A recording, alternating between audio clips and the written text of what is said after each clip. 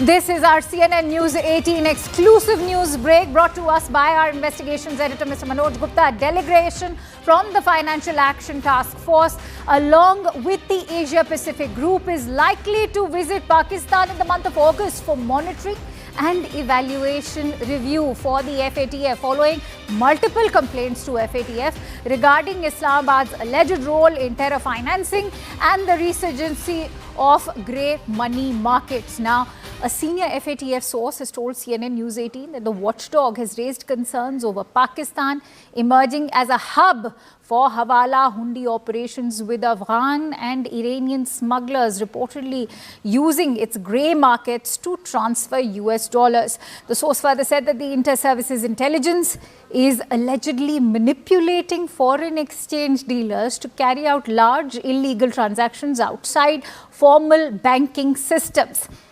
The upcoming review will assess Pakistan's compliance with 34 action points agreed upon with the Financial Action Task Force and the APG, which was back in the year 2022. But the big breaking input that we are bringing to you right now to sum it in a gist is that the FATF team is all set to visit Pakistan in the month of August, and this amid allegations of Hawala networks and even illegal funding, which is now coming to the forefront. The FATF, remember, will also be reviewing the 34 action plan that was decided by Pakistan back in the year 2022. CNN News 18's Anand Narasimhan joins me live on the broadcast. A very good afternoon to you, Anand. How is now ISI manipulating foreign exchange dealers to carry out these large illegal transactions to begin with? Well, more importantly, good afternoon, Akanksha, and good afternoon to our viewers. Pakistan has been able to successfully negotiate the FATF and its sanctions by creating fronts for its favoured parental, organizations or those organizations that they have really lent a lot of patronage to build, and with those that were headquartered in Buridke, in Sargodha, and also in Bholari, and also in Bahawalpur. So largely the Hizbul, the Jaish, and also the Lashkar.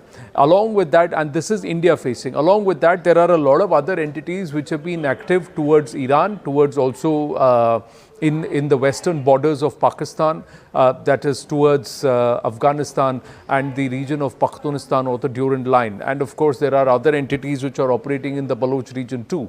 But more importantly, and on record, there are about 300 tanzeems, terror tanzeems, who have their bases and who keep floating between Pakistan and also Nangarhar region in neighboring Afghanistan. So they have been either sending these cadre out when the FATF team visits and also creating fronts. So the ISIF is a front, the Jamaat Dawa is a front. So these are all front organizations for these terror outfits, and the Jaish has its own fronts, and which are now portrayed as charitable institutions that are doing the work of well-being and helping society. But largely these are nothing but fronts from where money is being funneled and into terror activities again to try and shield. Then what they do is they also make them state guests. The terror akas and the heads of these terror tanzeems are made state guests. So they are shown as if they have been arrested. A local court will sentence them to 2 or 3 years in custody. But that custody will be only nothing like a house arrest. That's what it would be. It's more importantly sarkari patronage that is getting, the military that is giving shield to these terror akas. Now, all of this is something that the FATF knows, but the Financial Action Task Force can only act on confirmed aspects of money laundering. So in the past, Pakistan has been in the grey list between February 2008 to June 2010, February 2012 to February 2015, and June 2018 to October 2022. It was under the Biden administration that they were able to wiggle out of the FATF. But now with what we've been, when I say we, that means India as a nation has been able to prove with respect to Operation Sindoor, the ISIF, the TRF and its affiliates, and that the Pak civilian establishment and the military has been caught openly with visual proof that they are engaging directly with them. And they have also announced doles worth 14 crore to some of these terror tanzeems to rebuild their entire markazes or centers. All of these aspects perhaps will be brought to the notice of the FATF as they go down to visit Pakistan. at the same time, there's talk about how a 34-point action plan will be now under scrutiny by the FATF. If you could give us an insight into what is this action plan all about? Well, now this delegation of the FATF there is an evaluation. See, the last time around, every time the FATF evaluates nations which have been in the grey list in the past, that list was at least about a 66 or 67 points which were there earlier when they were in the grey list. Slowly they've been able to shave off, and because of largely lot of window dressing that's been done, rerouting of funds that have been done. But even now there are at least 34 action points where Pakistan has to come across as if they have acted, and some of these action points and conditions as promised to the FATF and the APG in 2022, a lot of them have not yet ticked the boxes, although Pakistan claims it has actually been able to whittle down that list into single digits. But that's not the case. So the FATF team, when they reach Pakistan, they will meet the Finance Ministry, the State Bank, the SIFT, the FBR, the FIA, intelligence, and also other monetary institutions and officials. But more importantly, I think they will try and look at where is this money coming for all of these terror activities that are happening. How are these terror tanzeems still operating, and how are their actions that are happening? Where is the source and what is the money? If there is a narco terror route, if there is a hawala and hundi route through which money is being laundered, all of these will be then looked at. Also, the fact of terror financing, dollar smuggling and money laundering through multiple channels to Afghanistan, Iran, Bangladesh, Bharat, and also some other nations, all this will be scrutinized. Absolutely. That's a very critical point that you've made, Anand. Thank you for those inputs. With that, let me quickly bring in our guest. I'm joined in by Major General A.K. Sivach, who's also a defense expert. Thank you for joining in, Major Sivach. I think it's very important to highlight, as Anand was also sharing, that there will be focus on how whether it is the Pak ISI, the MI, or even the IB, they are dealing with illegal transactions, and money is being routed out of Pakistan to Afghanistan, Iran, Bangladesh, and other terror sponsor nations. So how will FATF now be able to prove that is going to be the moot question? Because remember, these are also claims that have been highlighted by Indian intelligence agencies. Yeah, very correctly, Akansha. The problem of Financial Action Task Force is to prove these allegations, because Pakistan is a great master in hiding all these facts. And the fact is, Pakistan has been thrice in a grey list of Financial Action Task Force. And every time it comes out with the help of the US, because this basically FATF, which is there, it is and how it managed to come out. But this time it is looking as if there is going to be a big problem as far as Pakistan is concerned, because they are involved in money laundering and terrorist funding. But what they intelligently do is that they do it through hawala money, and it becomes very difficult for the FATF to prove. It goes to the banks, it finds that, but their concrete proof is not there. Okay, ISI is known for doing business in the grey market, and ISI directly involved in money laundering and terrorist funding. It also have a necro-terrorism. Drug money is coming from Afghanistan. That is also routed through the grey market to raise the fund. Now this basically the terrorist group like Lashkar-e-Toba, they have Jamaat-ul-Dawa and Fly Insaniyat Foundation. Now these are also collecting a lot of funds from the public, and this again is being routed through the terrorists, and it has been noticed last time by Financial Action Task Force, but no action has been taken. So to me, it looks like that, though it is a challenging task for FATF to prove that that Pakistan needs to be put again on a grey list, but India has managed to give a lot of evidence, and that has been already sent to FATF to show that Pakistan, out of the 34 points, almost 28 points they have not implemented, and they deserve to be put back on a grey list for money laundering and terrorist funding, and also doing basically hawala money of drugs coming from Afghanistan,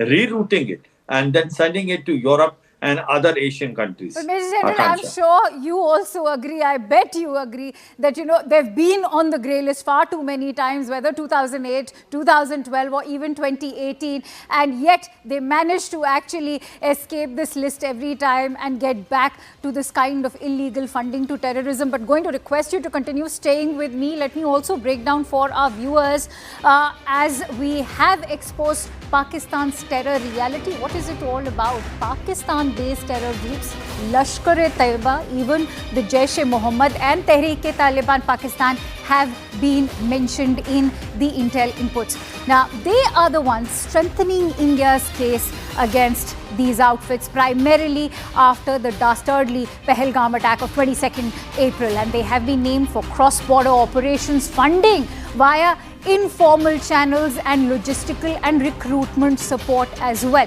Remember, there is intelligence with India to support these claims also, especially after the Pahalgam terror attack. Let's also tell you about Pakistan's actions under the FATF pressure. All the way back to May 2019, they sought more time to curtail activities of terrorist groups on its soil. Cut to February of 2020, and in a bid to escape the blacklist, they sentenced Hafiz Saeed to 11 years in jail, even though we all know how Hafiz Saeed is being hosted by the ISI in a very protected residence. But in January of 2021, just ahead of the FATF meeting, LET's Lakwi was arrested and sentenced to 15 years in jail. In August of 2023, the Pak Parliament passed a bill to curb money laundering and terror financing. Yet, the reality is in front of us. FATF team now visiting in August. Of course, we've seen how a desperate Pak Army chief has been making those overtures to the United States. Let me quickly go back to Major General Sivach, who continues to stay with us. Major General Sivach, right now, on a day when we've been slapped with tariffs and there's a realignment of diplomacy, there's also chatter about how Donald Trump has chosen tariffs for India but trade for Pakistan. Where does this leave Pakistan's position at the moment, and how will FATF ensure an unbiased investigation? Akansha, this is the irony that Financial Action Task Force, though it is a financial watchdog based in Paris, but it has got a lot of influence of US. And Pakistan has again become a very favorite of US now, because they are now trying to find that there is a chance of exploring gas and oil in Sindh and Balochistan and also under the sea coast.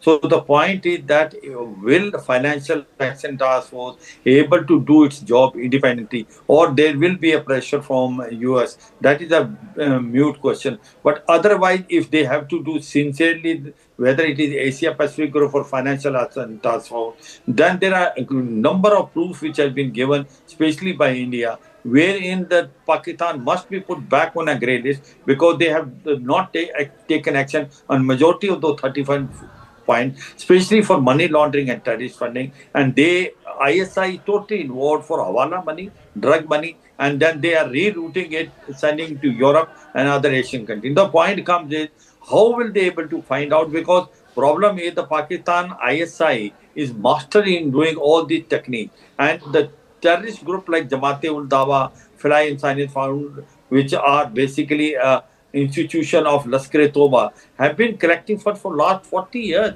and the funds which are there, it can be a parallel economy of Pakistan. Pakistan foreign reserve is about $15 billion. Now, people say that the money which is owned by Lashkar-e-Toba, Jaish-e-Mohammed, and ISI is monitoring that, is approximately $3 to $4 billion. So that sort of money is there, which is all being passed through hawala and also through illegal means, and majority of it is either through extortion or public money, or it has been come out through basically drug money, which is flowing from various channels, including Afghanistan. Now, of late, they have been also giving a lot of fund to Taliban, which is there. That's exactly what I was about to come to, Major General Sivach. Now there's a new addition, given that the Taliban have a free hand in Afghanistan. They are the ones ruling the country. That adds to the list of these Hawala transactions going out, not just to Iran. You have Bangladesh, and now you also have Afghanistan, where Taliban is seeking ransom money from ISI officials. In fact, reports are also indicating that the ISI Director General also had a meeting with forex dealers. What is your assessment of all of these meetings? Absolutely. I see my point. It is becoming murkier day by day. And it is very rightly brought out, not only Iran, Bangladesh and all. It is now also Afghanistan, the Taliban. They are asking for ransom money.